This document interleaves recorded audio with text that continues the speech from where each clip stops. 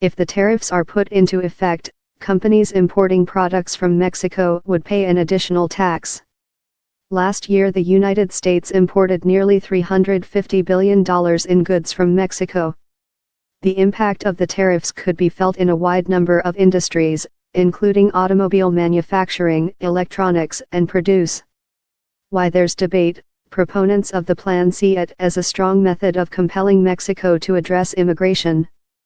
Any economic impact the tariffs have is worthwhile, they argue, if it leads to changes that alleviate issues at the southern border.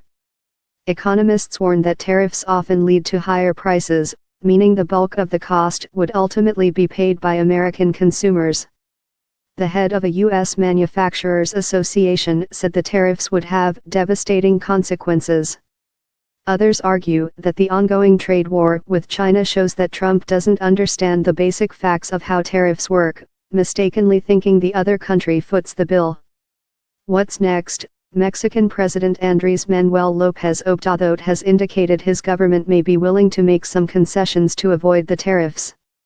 Acting White House Chief of Staff Mick Mulvaney says Trump is deadly serious about his plan and called tariffs on Mexico one of the extraordinary tools to stop the increased flow of border crossings.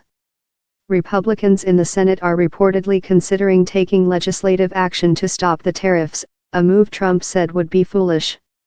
Officials from both countries are scheduled to discuss the issue in Washington on Wednesday, 5 days before the tariffs are set to kick in.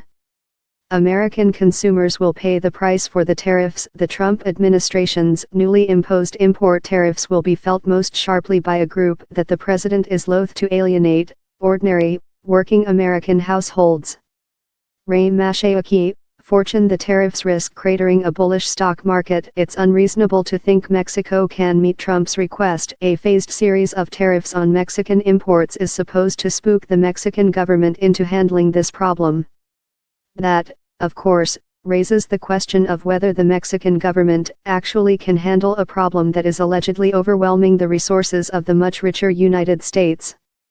Matthew Iglesias, Vox. The tariffs will batter American businesses. Many of those costs will be borne by American consumers, and this cannot be emphasized enough. American businesses that rely in some part on imported inputs.